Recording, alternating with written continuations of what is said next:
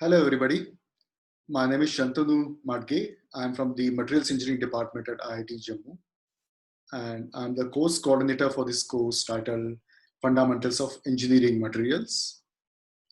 As you might be aware, materials have played a big role in the development of human civilization. In fact, several ages are known by the state of materials development in those eras, for example, the Iron Age, Stone Age, or Bronze Age, etc.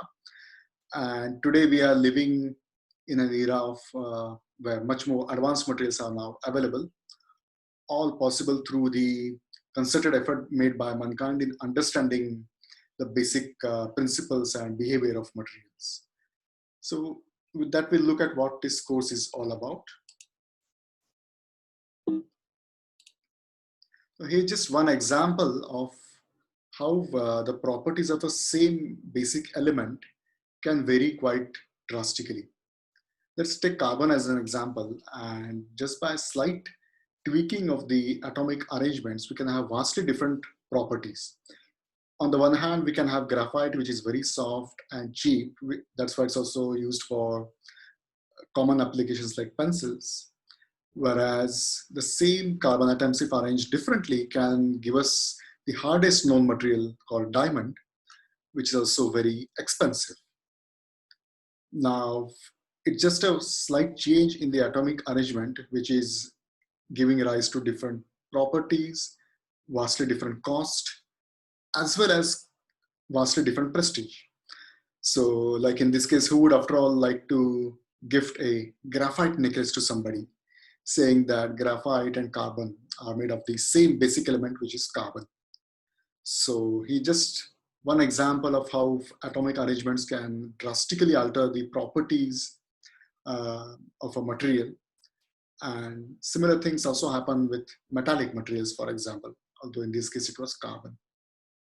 So that brings us to the issue of what are the main points that we would learn in the course.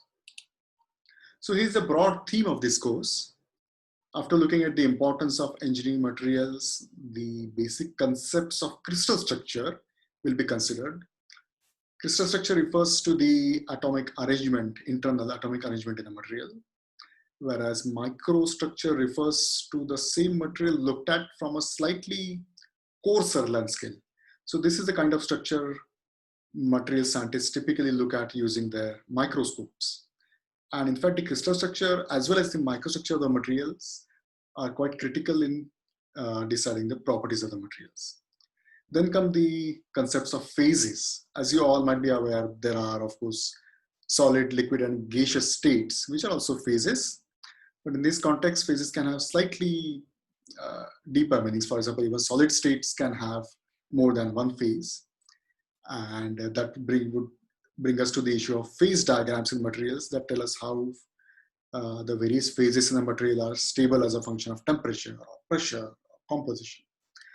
And controlling the transformation of one phase into another is an important aspect of material science and engineering. So that's what we would consider.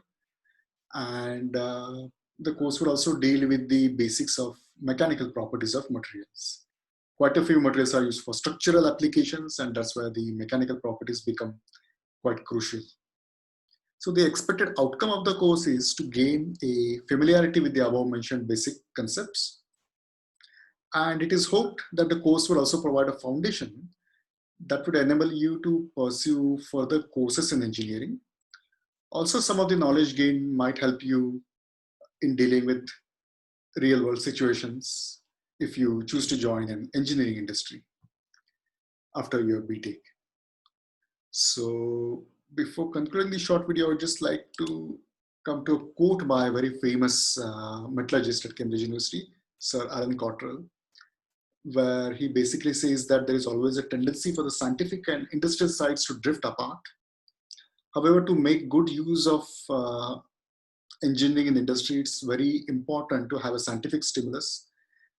And that comes from a basic understanding of the principles of science and engineering, which in the case of our course is understanding the basic principles of materials engineering. To use materials in the industry and make a real difference to the society, it's quite critical to have grasp the basic concepts properly.